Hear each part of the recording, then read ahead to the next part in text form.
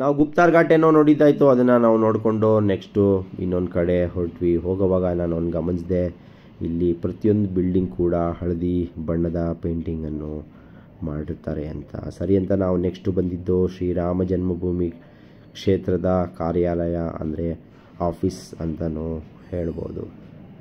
ಅಯೋಧ್ಯ ರಾಮ ಮಂದಿರದ ನಿರ್ಮಾಣಕ್ಕಾಗಿ ಬೇಕಾಗಿರುವ ಪ್ರತಿಯೊಂದು ಕಲ್ಲು ಕೂಡ ಇಲ್ಲಿಂದಾನೇ ಡಿಸೈನ್ ಮಾಡಿ ಕಳಿಸಿರೋದು, ಇಲ್ಲೇ ಕೆತ್ತನೆ ಮಾಡಿ ಕಳಿಸಿರೋದು. ಇನ್ನೂ ಅಯೋಧ್ಯ ರಾಮ ಮಂದಿರ ಕಂಪ್ಲೀಟಾಗಿ ಪೂರ್ಣಗೊಂಡಿಲ್ಲ, ಇನ್ನೂ ಕನ್ಸ್ಟ್ರಕ್ಷನಲ್ಲೇ ಇದೆ. ಇನ್ನೂ ಆಲ್ಮೋಸ್ಟ್ 40-50% ಪೆಂಡಿಂಗ್ ಇದೆ. ಸೊ ಅದಕ್ಕೆ ಬೇಕಾಗಿರುವ ಪ್ರತಿಯೊಂದು ಕಲ್ಲು ಕೂಡ ಇಲ್ಲೇ ಅವರು ಕೆತ್ತನೆ ಮಾಡಿ ಕಳಿಸ್ತಾರೆ. ಪ್ರತಿಯೊಂದು ಇಟ್ಟಿಗೆ ಮೇಲೂ ಜೈ ಶ್ರೀರಾಮ್ ಅಂತ ಕೂಡ ಬರೆದಿರುತ್ತೆ.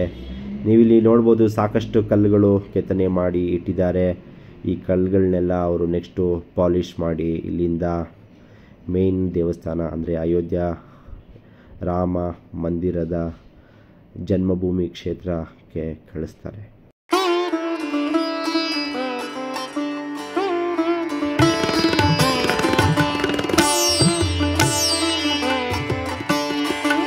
ಕಾರ್ಯಾಲಯದಲ್ಲಿ ಒಂದು ಚಿಕ್ಕ ರಾಮ ಮಂದಿರ ದೇವಸ್ಥಾನ ಕೂಡ ಇದೆ, ಅದನ್ನು ಕೂಡ ನಾವು ನೋಡಿದ್ವಿ. ಹಾಗೆ ಅಯೋಧ್ಯ ರಾಮ ಮಂದಿರದ ಗಂಟೆ ಕೂಡ ಇಲ್ಲೇ ಇಟ್ಟಿದ್ರು, ಅದು ಕೂಡ ಇನ್ನೂ ದೇವಸ್ಥಾನದಲ್ಲಿ ಫಿಕ್ಸ್ ಮಾಡಿಲ್ಲ, ಅದನ್ನು ನೀವು ಇಲ್ಲಿ ನೋಡ್ಬೋದು.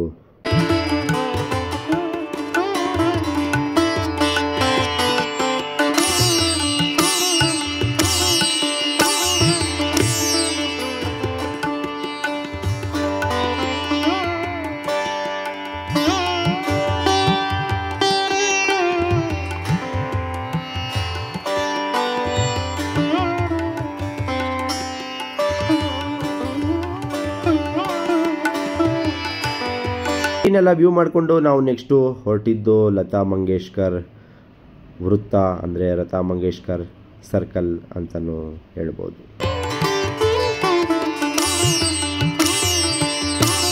ನಾವು ಲತಾ ಮಂಗೇಶ್ಕರ್ ಸರ್ಕಲ್ ರೀಚ್ ಆಗ್ತಿದ್ದಂಗೆ ಅಲ್ಲಿ ಒಂದು ದೊಡ್ಡ ವೀಣೆಯ ಸ್ಟ್ಯಾಚು ಕೂಡ ನಾವು ನೋಡ್ಬೋದು.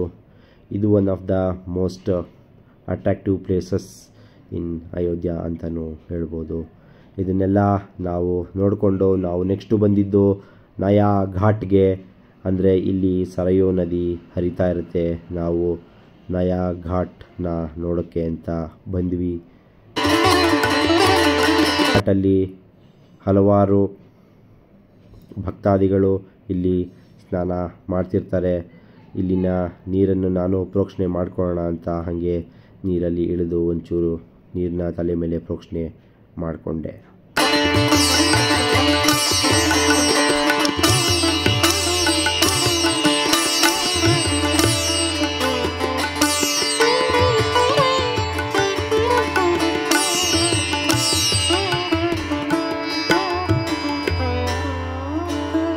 ಈ ವಿಡಿಯೋ ನಿಮಗೆ ಇಷ್ಟ ಆಗಿದ್ರೆ ಲೈಕ್ ಮಾಡಿ, ಶೇರ್ ಮಾಡಿ, ಸಬ್ಸ್ಕ್ರೈಬ್ ಮಾಡೋದನ್ನು ಮರಿಬೇಡಿ. ಎಲ್ಲರಿಗೂ ಧನ್ಯವಾದಗಳು. Thank you.